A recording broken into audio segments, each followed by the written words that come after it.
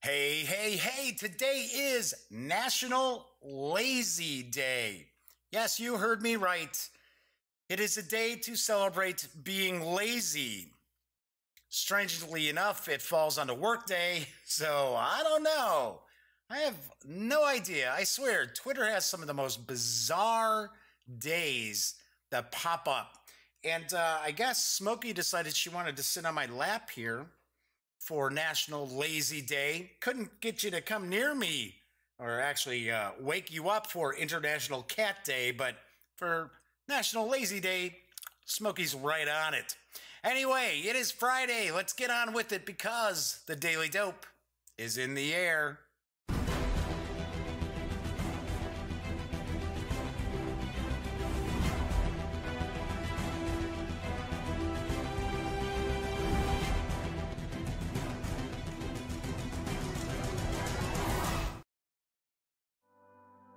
Howdy, howdy, howdy, gang. Yes, I'm Jeff McAleer, back once again as your host for the Daily Dope, presented by, as Smokey climbs all over the place, presented by thegaminggang.com. Today is Friday, August 10th, TGIF, gang.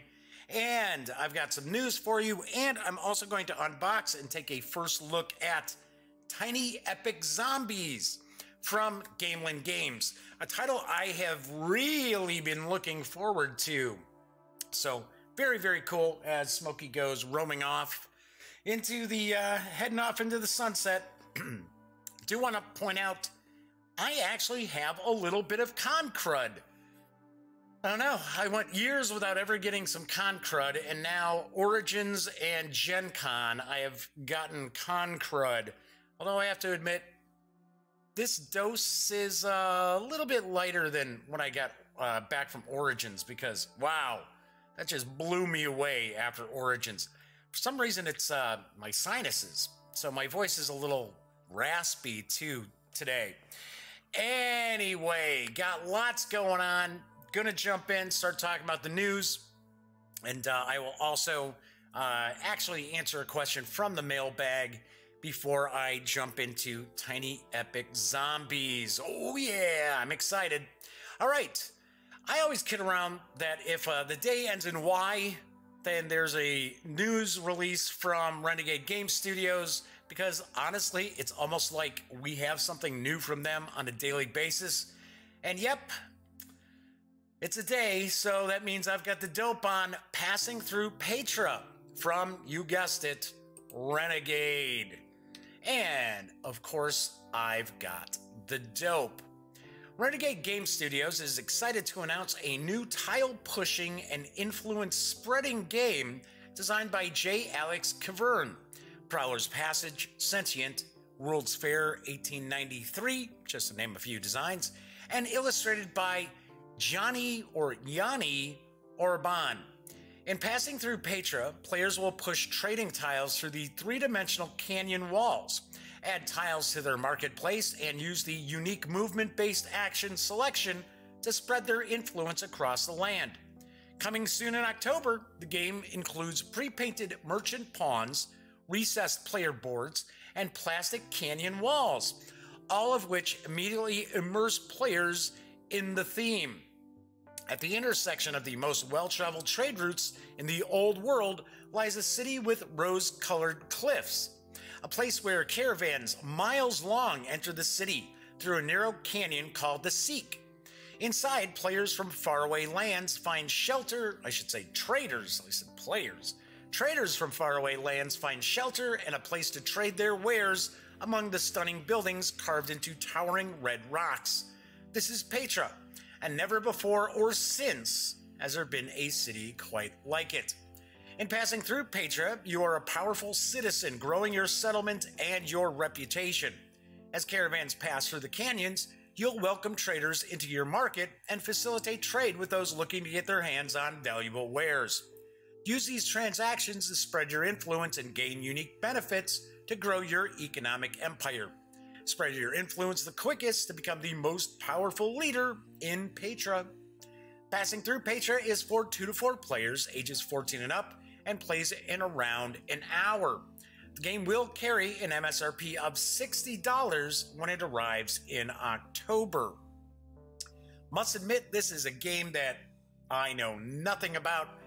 There was no mention of it either at Gen Con. That was kind of interesting. This news piece came out after Gen Con. But if it's from Renegade Game Studios, you know it should be pretty good. They do have a really, really good track record as far as the games I've played from them. Can't say I've played everything, obviously enough. So, look for passing through Petra this October. I always point out that if a game has a Lovecraftian theme, I come a-running, and if you put Sandy Petersen's name alongside it, I will certainly be interested. And Petersen Games has a new Lovecraftian game arriving just in time for Halloween, and here's the dope on Evil High Priest. Evil High Priest is a worker placement game in which the players take the part of priests of a Lovecraftian entity. All players worship the same Great Old One, but they are emphatically not allies. When they awaken their Great Old One, he will decide which among them is the best, based on victory points, and appoint that priest, and that priest only, to be the High Priest, who wins. The game contains cards, cardboard tokens, and multiple different boards. Each player has an inner sanctum, plus a priest board to manage his sect. In addition, there is a town board representing Lovecraft Country, a ritual board representing magic spells, and a cult board representing the Great Old One you seek to release. The game is performed in action phases. The players take turns moving their cultists to activate various sites on the different boards, gathering resources, summoning monsters, shattering elder signs, and launching investigator raids, which attack all players. When all players run out of cultists, the action phase ends and the players recover their cultists, freeing up the board sites for the next action phase. Victory is determined when the last elder sign blocking your Great Old One is shattered, and at this point everyone totes up their points. Different resources are worth different amounts, but most valuable are the elder signs. Driving the game are the player's need to recruit more cultists and gather more resources, balanced against his need to shatter elder signs and protect himself against the deadly investigator raids. Unusual among worker placement games, the cult board can be swapped out between games for a different experience. The Cthulhu cult board does not play the same as the Black Goat cult board, and they require different tactics and planning. Evil High Priest is for 2 to 5 players, ages 14 and up, and plays in 60 to 90 minutes. The game is slated for an October release and will carry an MSRP of $60. There are 2 expansions which are going to release at the same time as the core game, titled The Blood Ceremony and The Dark Rituals. Each expansion adds 4 new Great Old Ones to serve, each with their own worker placement mat, as well as new game cards. These expansions will carry MSRPs of $30 each. Maha! So my understanding is this is a design from Sandy Petersen and Sandy's son, who I believe, off the top of my head, I believe his son's name is Lincoln, I think. So interesting, yes. And I like the fact that depending on which Great Old One you're looking to release or bring back to our reality, will change up how the game plays a bit. Pretty cool. Lots of replayability that way. Now, Quined Games has a trio of new releases which will be arriving at Spiel this October, and one that caught my attention is Franchise. Here's the dope. In Franchise, players are entrepreneurs bringing to life the American dream in the USA during the 1960s. Starting with a small, newly founded business, such as car rental, a diner, or a coffee shop, they expand into other towns and cities. By adding branches to their businesses, they increase their income and influence. The player with the greatest influence across the game's regions wins. The game was created by Christwart Conrad, and it's actually a retheming of his 1998 title, Medieval Merchant. The game is for 3 to 5 players, ages 14 and up, and takes about an hour and a half to play. As of yet, because this is an October release and it's coming out at Spiel, I don't have any MSRP information available.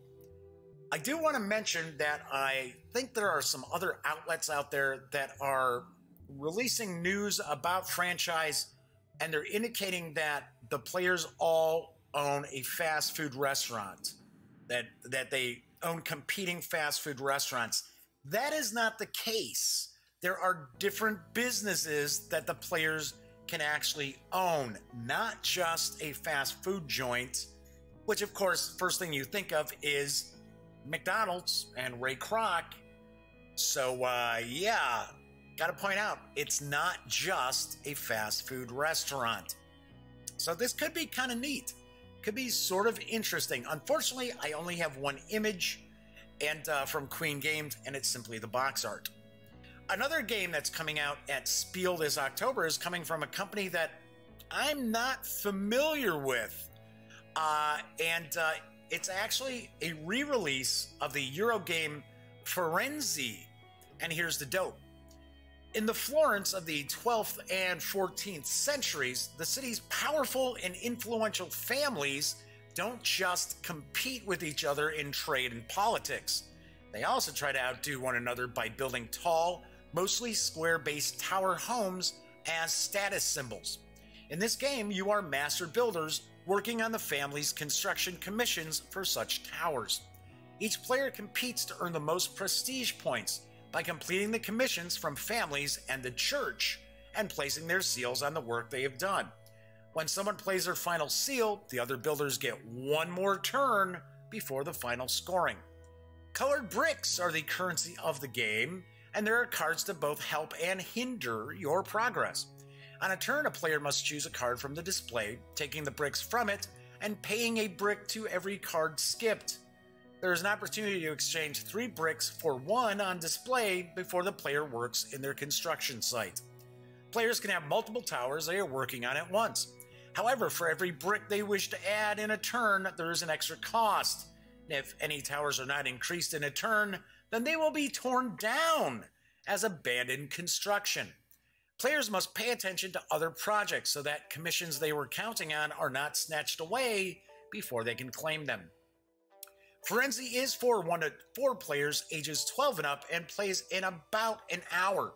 This new edition will be language independent from, I believe it's Quined Games, and it is going to contain rules in Dutch, English, French, and German. Once again, this is another title coming out at Spiel that I do not have an MSRP on, but it is coming out this October, and the original game was pretty well received. It just didn't have a big print run, so this is going to be a lot of people's opportunities to pick up Firenze for the first time. On to some RPG news. If you've been looking for an easily accessible way to check out the Legend of the Five Rings role-playing game from Fantasy Flight Games, you're in luck, and you should be interested in my final news piece. Here's the dope on the beginner box. It's time to enter the Topaz Championship. The Legend of the Five Rings role-playing beginner game is on sale now. Within this beginner game, players and game masters gain all the tools they need to begin their adventure in Legend of the Five Rings role-playing. Custom dice, tokens, and maps bring the Emerald Empire to life. Meanwhile, 4 character folios keep the rules at players' fingertips. Now, let me grab a sip here. As I mentioned, my voice is awfully scratchy. Yikes. Anyway, the 4 character folios keep the rules at players' fingertips, allowing them to jump into the action without fretting over mechanics. The Game Master also receives an easy jumping on point with the pre-made adventure featured in the box, giving them everything they need to keep the action flowing. All this and more awaits in the Legend of the Five Rings role-playing beginner game. The recent untimely and mysterious death of the Emerald Champion, Doji Satsumi of the Crane Clan, has thrown the Emerald Empire into turmoil. Each of the great clans suspiciously eyes the others and wonders whether the death was no tragic accident, but a dishonorable act of murder. In these times of strife, a group of youths approaches the village of Suma for the Topaz Championship, and their Gempuku, I believe it's pronounced. I gotta be honest, everybody knows I treat English as a second language, so I'm saying something that's Japanese. Anyway, the coming of age ceremony will mark them as fully fledged samurai.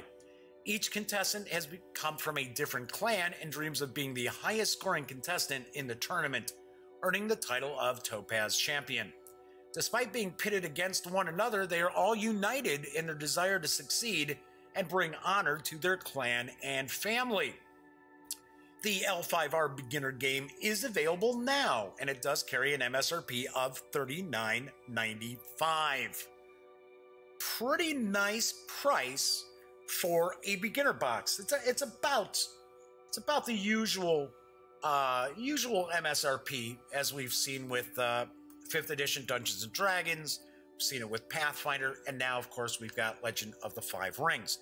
Do want to mention also there are some additional downloads in PDF because there are more than 4 clans, so there are additional player folios for different pre-generated characters from other clans as well. So gotta say, I always loved the work that AEG did on Legend of the Five Rings. I have not really seen anything so far up close from Fantasy Flight Games. I have to be honest, I'm not sure if I thought there's a core book out there already instead of, and of course the beginner box is building on that. I might be wrong. This might be the first release in the L5R role-playing game from FFG. But artwork looks stunning. That was one thing with the AEG version that really always knocked my socks off, was some really fantastic artwork. And it looks like Fantasy Flight Games is picking up the mantle, picking up the gauntlet, maybe I would say, as far as taking a look at the new RPG edition of Legend of the Five Rings. So pretty sweet. All right, so I am going to take a look at Tiny Epic Zombies in just a couple of moments. Did want to, first of all, jump into the mailbag. I've had a few people ask, how am I feeling?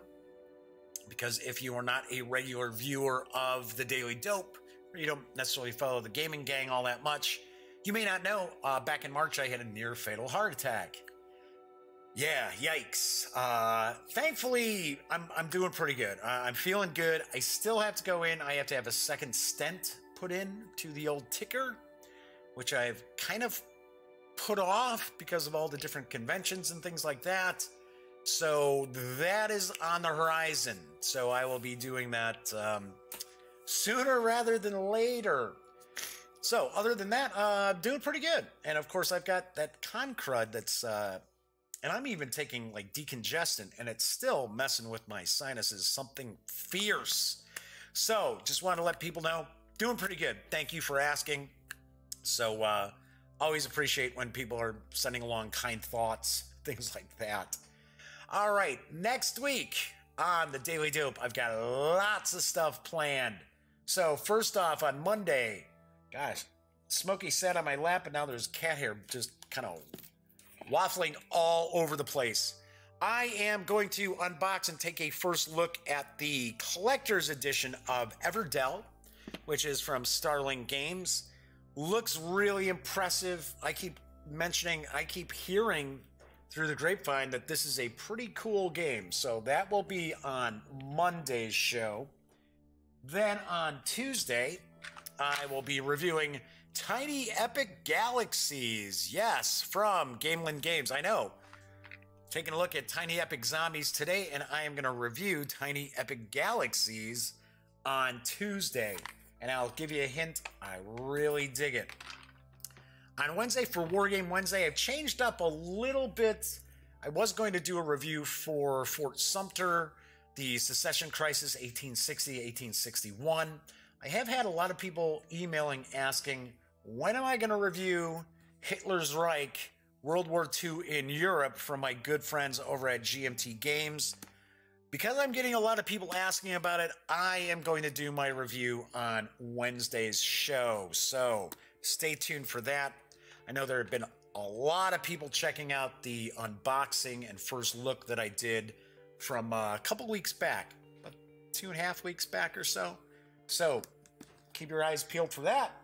On Thursday's show, I am actually going to take a look at my first game from Cosmos, which is Legends of Andor. Now, of course, I do want to point out this game has been out for a little bit. Well, not for a little bit. It's been out for a while.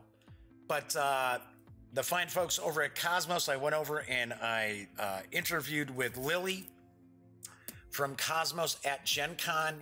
And we were discussing how Cosmos is really looking to make some serious inroads into the North American market. Because, of course, Cosmos and Thames, everybody knows about them over in Europe. Maybe not so much here in the US.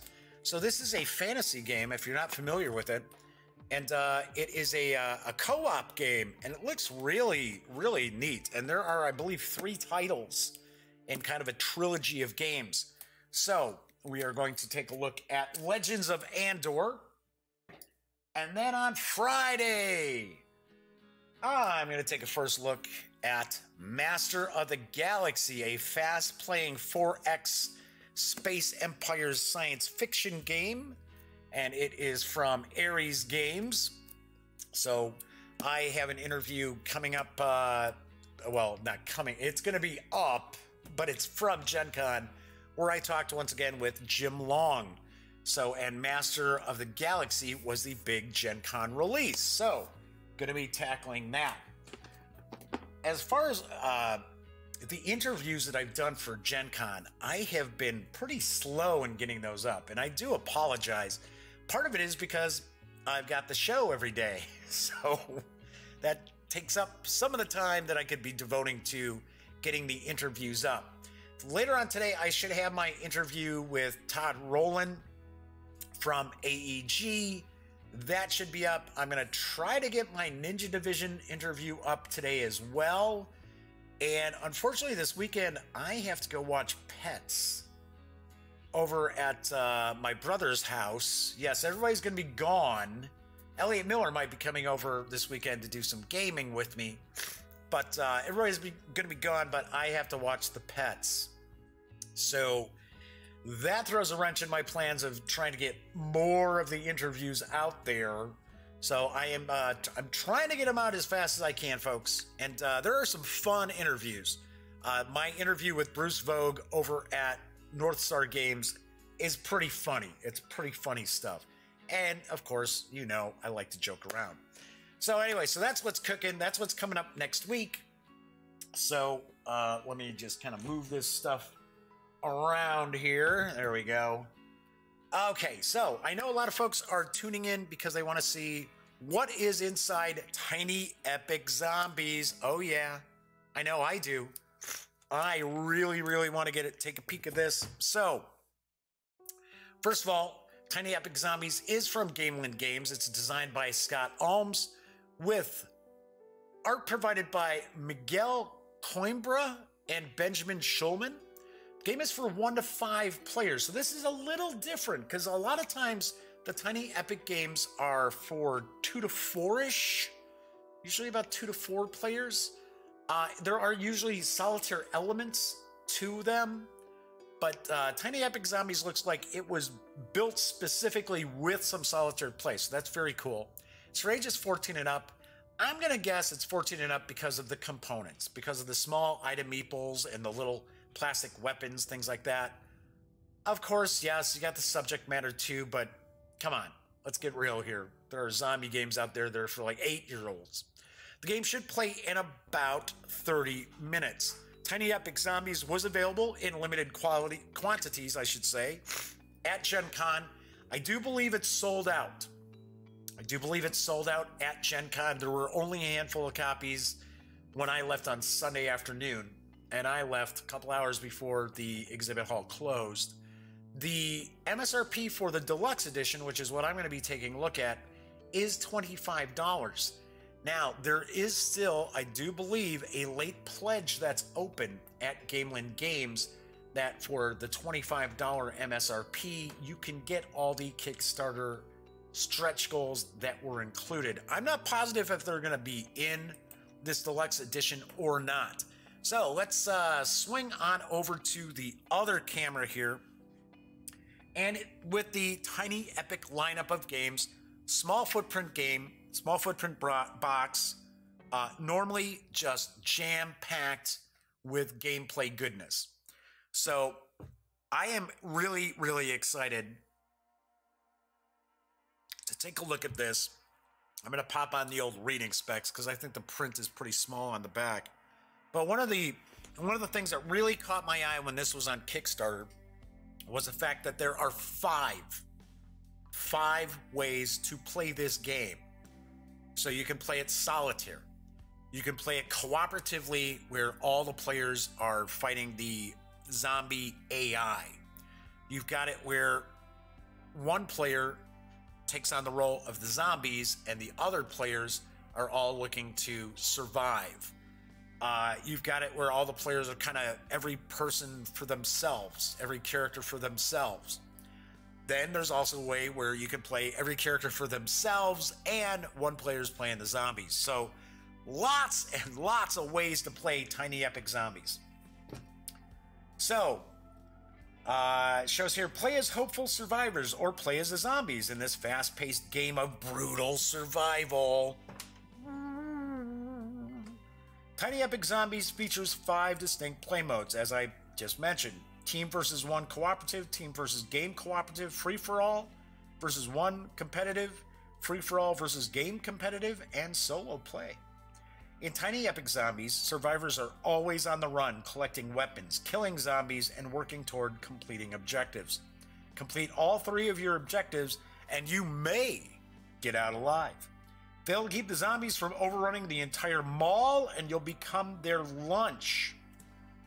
So let's crack this on open. And I had to laugh when I saw the item meeples, because now there's actually vehicles that they can ride in. So I think there's like a police car and a motorcycle. One thing I should point out, even for a pretty small box, this has some heft to it. So we're not going to find a bunch of air when we open this up. So we've got the rules of survival. So let's take a look at the rules of survival. Another thing I like about the Tiny Epic lineup of games, which I have not played all of them. I have played Tiny Epic Galaxies, which of course I'm reviewing next Tuesday. I have played Tiny Epic Western, which I really, really like. If you have not picked that up, don't let that fly under your radar. It's really a really good game. I have played Tiny Epic Defenders, which is a co-op. I like it, but it's probably my least favorite. I have not actually started playing with the Dark War expansion, which I understand adds some changes to the game. But I have played the 2nd edition of Tiny Epic Defenders, and it's fun. It's just, I sort of like to plan when I'm playing games, and a lot of times in co-op games, it's a lot of reactionary moves in that, and that's kind of why it's my least favorite, because I feel like I'm reacting, the game is kind of playing me, as opposed to I'm playing the game. So, alright, so, the prologue, the zombie outbreak is swept across the country, and the dead won't stay dead. Trapped in the Echo Ridge Mall, sounds a little bit like Dawn of the Dead, doesn't it? A small band of humans from all walks of life must save the world. They'll have to keep their heads cool and their guns loaded as they face a wall of undead horror. With some quick thinking and some lucky headshots, they just might fulfill their objectives and get out alive, or end up as lunch. So it's talking about the different game modes. We're seeing all the different components. Cool, there are 14 player cards. So that is nice, because it's for up to 5 players. So you're gonna have a choice of characters. It's not gonna be like, okay, it's for 5 players if you're playing the game against the AI, and here's 6 characters to choose from. I do also know that there is no player elimination in the game. So if the character that you have to start the game ends up as Zed Chow, you do get to choose another character. So that's pretty sweet. I like that. So we got 9 mall cards, 32 search cards, 9 objective cards. We got the item meeples, wound tokens, ammo, zombies, a whole lot of goodies in here. So it's showing game setup, and we'll kind of take a little closer look. I want to mention that at Gen Con, Gamelyn Games had this really cool mat for Tiny Epic Zombies. I mean, it was sweet. And you'll actually see when I get the interview with Michael Coe at Gen Con up, you'll see how big and cool this mat looks. And of course, it's made out of the same material as mouse pads, but it's big. I mean, it's really big. It's not just a little mat. I mean, it is one of the larger game mats I've seen. So we're showing the setup. We got assembling the search and supply decks. So you're going to have to build your decks. Talking about the game overview. The player who most recently visited a mall goes first. There you go. Game is played in a series of turns performed by human players, and after each turn, the zombie player performs an action. This continues until the humans or the zombies achieve their goal. So the human player's goal is to complete their 3 objective cards. If they do, before the game ends, they win. Zombie player's goal is either kill humans and attack the courtyard until no survivors remain, or prevent the humans from completing their objectives until all the search cards have been revealed and they've each taken 1 final turn. So we got wounds and ammo. Eaten alive. It says a human player is eaten alive if their wound and ammo tokens meet on the same space, or if they cross each other. This shows your character is too weak and too poorly equipped to survive. Wow, yikes. So we got the human turn. Each turn you must move 3 times. Each move could potentially consist of the following actions. Kill a zombie, use a room's ability, and or interact with a token, or collect items. So you're always on the run. So it doesn't sound like you're going to have an opportunity to sit there and kind of turtle up. It's talking about moving a room. Golden rule, keep moving. You must make a move first in order to take any additional actions. Zombies may be slow, but they're not going to let you sit around and wait. You're talking about killing the zombie. Talking about dice results, ranged attacks. Using a room's ability or interacting with a token. Collecting items. Searching your current store. And we got the zombie turn, checking for noise, adding new zombies, moving between stores and into the courtyard, damaging the barricade. Zombie abilities. Ooh, nice. Some of the zombies might have special abilities. Drawing or dealing search cards, completing objectives, and then the game end. Then we got the game modes, so cooperative for 2 to 4 players. Then we got cooperative versus zombie player, so it's 3 to 5 players. Just competitive 2 to 4 players, and then we have solo 1 player. So if you're playing as far as you want to cooperate and play against the zombie AI, it looks like it's 2 to 4 players. Of course, then you got solitaire, and then if you want 5 players, somebody has to control the zombies. So there we have the rules, altogether 19 pages, but reality, I mean, there's a lot of images, a lot of looks like some examples as well, so shouldn't be too difficult to wrap your head around the rules. That's another thing I've noticed with the Tiny Epic lineup of games. Always very, very easy to get into. Read the rules once, jump into it. Maybe you have to take a peek at the rules once or twice. Sometimes there's some FAQs in the box or in the rules. All right, so what do we got here? Let's take a look. Oh, look at this. Oh, that's wild. Okay, so I'm taking a guess. These might be some of the Kickstarter exclusives. So it looks here like we have a bazooka. So we've got a bazooka, and it looks like we've got, this might be supposed to be a golf club. It looks like a golf club there. And then we have, it looks like a little German Shepherd. sure enough, yep. So we've got this German Shepherd. And as I mentioned, it's for ages 14 and up. And this is pretty small. That is pretty small little meatball there. This is why I think we're looking at 14 and up for these little small pieces that could easily be swallowed. Not because the game is going to be that difficult. All right, so we've got some cards here. I wonder if these might be for the search deck. So we've got a Ninja Star. So we've got a couple of Ninja Stars. There we go, Bazooka. Katana. Can't have a zombie game without a katana. And oh, there we go, Service Dog. It's a companion.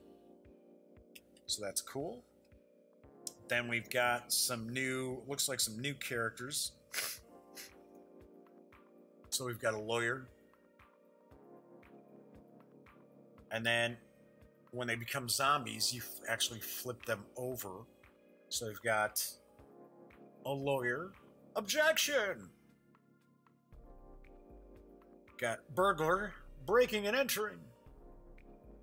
And a farmer.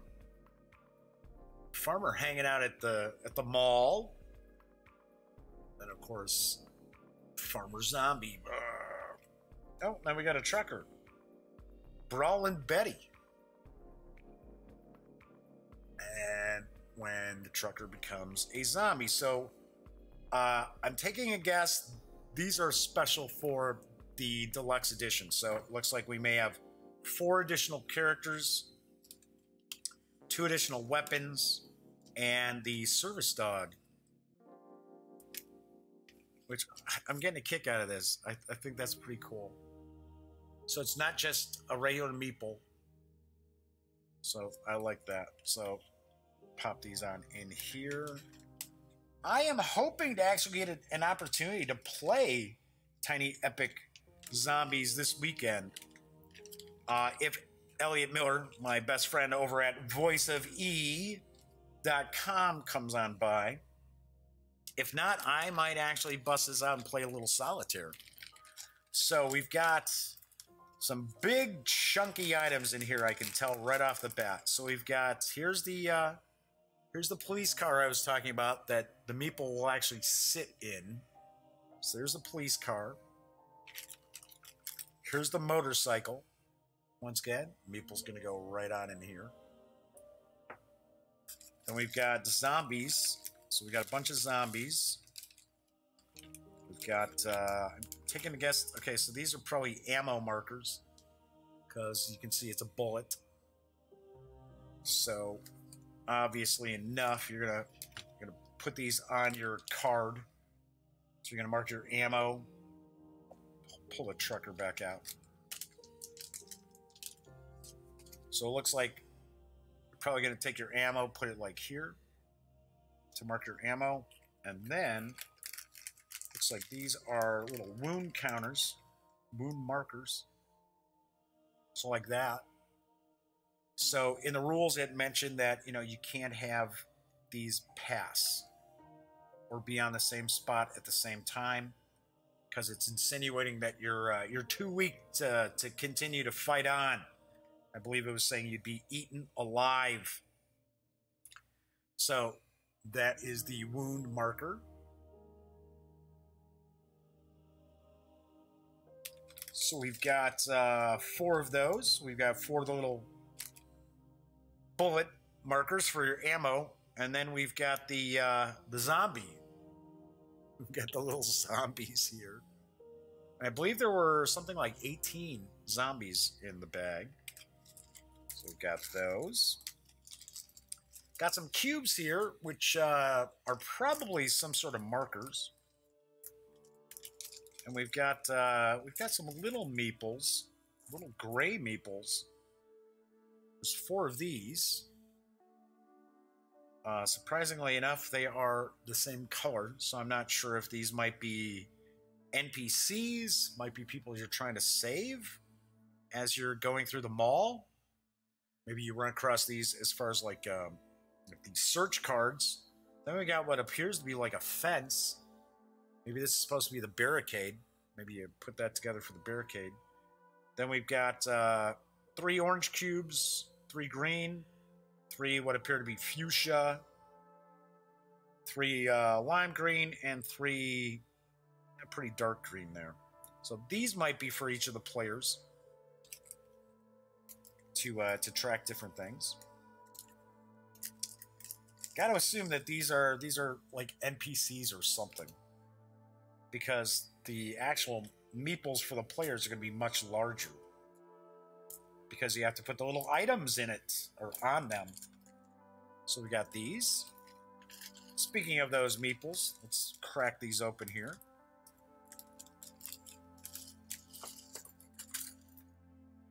Yep. So those cubes are something that each of the players are going to have. So we've got this green. So we also have the 3 green. We've got kind of this pinkish, fuchsia-ish color. We've got, appears to be kind of gray. And then we've got the orange. So it should be very easy for people who are colorblind to tell the difference between those. Then we got some of the weapons. So we've got a chainsaw, a shotgun, got this should be the katana. That should be the katana there. Crowbar. It looks like an Uzi. A machete. So machete. So if you want to be Daryl, you got the crossbow. If you want to be Daryl from The Walking Dead, got oh man. If you want to be Negan, you're gonna get that baseball bat wrapped up in barbed wire, so you can do your Negan impersonation. You got a pistol. Got a fire axe. And then we've got a, looks like a, kind of like a submachine gun. So those are the various different weapons. Well, whoops, wait a second. Then we got an assault rifle. Let's not forget the assault rifle. So of course with the meeples, and you see that these have these little prongs here. Just gonna slide in and be like, yep, that's right, baby. I've got that assault rifle. Don't you mess with me. Bring it on, zombies, let's go. So we got that. So very, very cool. Then we got quite a few different tokens in that, which are already punched, so you don't have to worry about messing around with any punch boards. Let's get these out in here. So you got plenty of weapons to mess around with. So let's take a look to see what we've got here. So, looks like we've got like biohazard on one side, and then it's like supposed to be like mushrooms or something. So we've got little science beakers. B, D, C, A, and B. So obviously they're going to go face down like this. I don't know what purpose they serve, but I'm going to take a guess that they're going to go face down like that. Then we've got traps. So I take a guess that's a trap before it's been set off, and that's the trap after it's been set off. And I'm assuming that the players are creating these traps. The zombies aren't creating the traps. Looks like this might be the barricade. Got 1 and 2.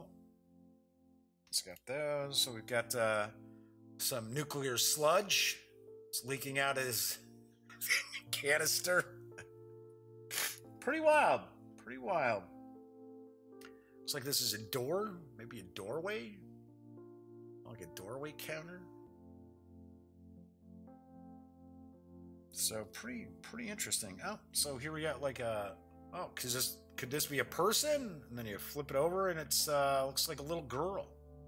A little girl there. It's, what, tanks? Oh my gosh, maybe that's a National Guard showing up. which usually in most zombie movies, that's bad news. That's usually bad news. Oh, then we got possible person, and then it's like, oh, nope, looks like a Zed to me. Looks like a zombie. So we've got all these different little tokens here. It's like a radio tower there. Yeah. It's like, is that like a CB? It's like a CB. Okay, so put all these back in. Looks like we've got a cut die for combat. So we show zombie face, kind of a green splat. Another zombie face. So we got two green splats. We've got zombie faces, and then we've got what appears to be a wound, and appears to be two wounds on the die. And the die is cut. It's not painted on, and it's not stickers. So we've got the what looks like a search deck. I think this is going to contain the different stores in that in the mall, and some of our characters. So let's see what we've got here. So the cooperative courtyard. Whoops. Showing barricade here. So we've got the Echo Ridge food court. So that is the food court there. And each of these stores has like a special ability, something you're going to be able to do. Finish it hardware. Crafts and colors. Very cool top down. And it looks like those tokens we were looking at. We've got these little areas here. Maybe you actually randomly place the tokens on there for something that you can find. We've got first place sporting goods. Clearance sale. Swap one weapon you're carrying with any one weapon in any store. Okay. Gamelyn World. The game store? Sure enough, it's a game store. That's funny. Yeah, we made our last stand at the game store in the mall. Parking deck Z. Hers Jewelers. Oh, you know what? They're dual-sided too. Amps Electronics. So, flip this on over here. So we got the competitive courtyard. Then we've got a coffee shop. Looks like a department store of some sort. LTL Hobbies. Kicking It Camping. Rick's Galleria. Echo Ridge Security. Hordes Collectibles. And TE Toys. So, how many of these were there? Are there 8? 1, 2, 3, 4, 5, 6, 7, 8. Well, yeah, because I think this goes in the center. So there's 8. So grand total, there's actually 16 different stores because we've got 8 of these, and they're dual-sided. So we've got objective cards, save the stranded, call the CDC, fix the helicopter, assemble an arsenal, discover a cure, quarantine the infected, escort the army, investigate the source, escape the mall. And these are also dual-sided, but it looks like they stay the same. So here we've got competitive, and then we've got cooperative. So this is the competitive side, and the cooperative objective. Looks like there's a lot going on in this game, which is cool. I like that. I like games that when you finish playing, you've got a bit of a story to it.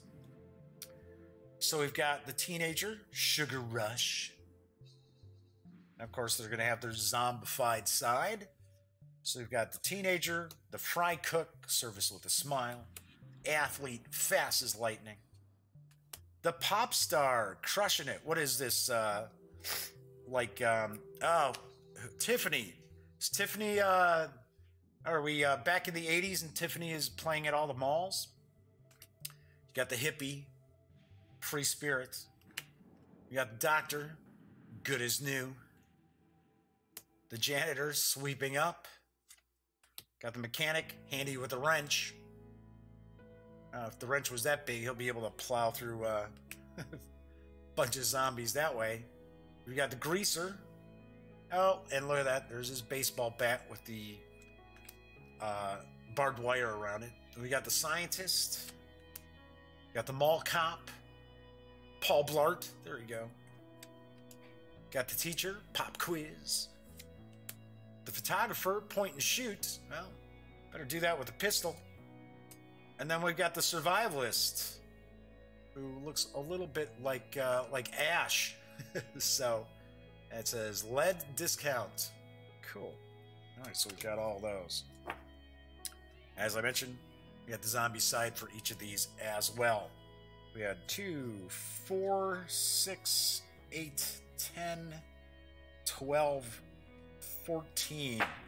So yeah, so these other ones must have been, these must be like the special for the deluxe. So that's pretty cool. Okay, so then we've got the zombie deck.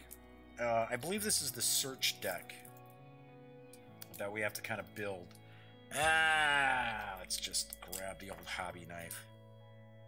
Get this opened up.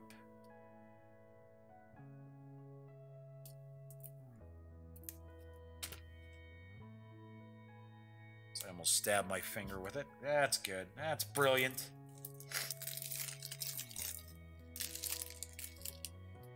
Okay, we'll just take a peek through some of these. So these are all... And remember, we've got some extras in here too. So, zombie event. Explosion event. Oh, hate when that happens. Crowbar. Axe. Barbed bat. Chainsaw. Golf club. Machete. Assault rifle. Shotgun. The revolver. The crossbow. It's, of course, saying, you know, what they do. So it's saying, for an example, the submachine gun. Spray and pray. If you perform a ranged attack, you may instead spend 2 ammo to kill 2 zombies in rooms adjacent to you. There's the Uzi. So, there we go. First aid kits. There's these, looks like the CB radio. This is for the...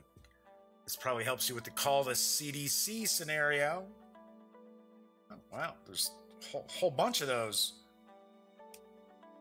There are like 5 of those? 5 radios? You got a grenade, a couple of grenades, a few grenades, adrenaline,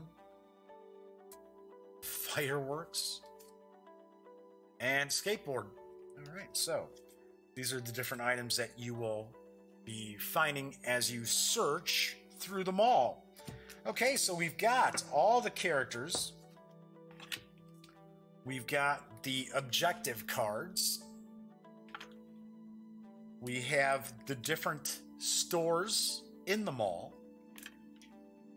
We've got the 2 vehicles for you to travel around on. We've got the cut die. We've got the search deck. Actually, I think I'll put these in here. We've got the extra goodies right here.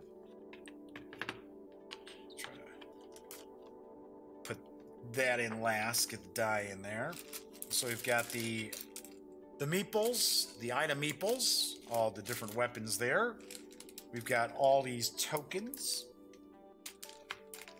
We've got the cubes as well as these other little tiny meeples, which I'm thinking are kind of like the NPCs or the people you're trying to rescue.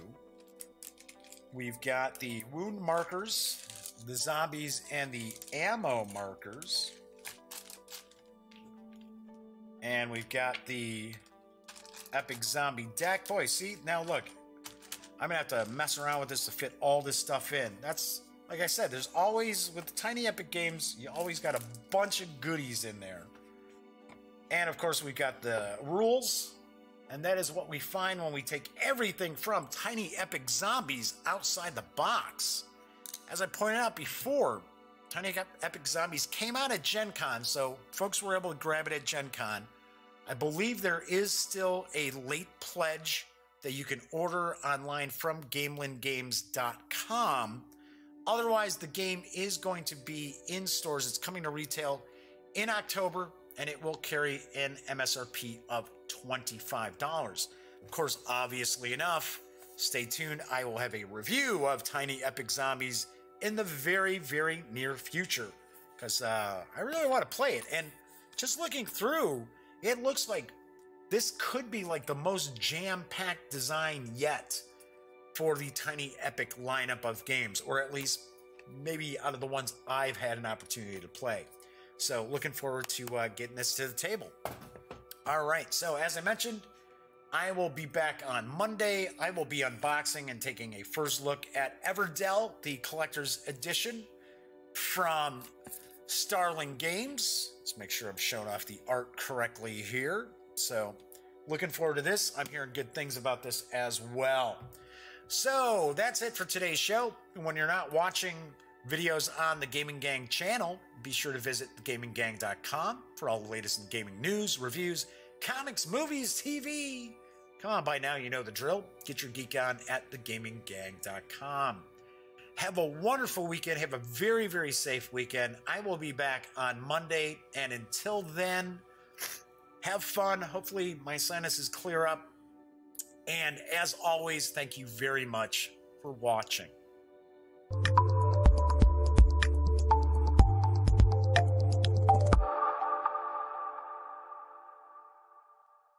Thanks again for watching The Daily Dope, presented by The Gaming Gang. If you like this episode, be sure to give it a quick thumbs up. And if you dig the channel, please subscribe. If you'd like to check out our previous episode, click right here. And if you want to check out a somewhat randomly selected episode, give a click right down here. It'll be like opening a box of Cracker Jacks. You just don't know what you'll get. Once again, thanks for watching, and I'm Jeff McAleer.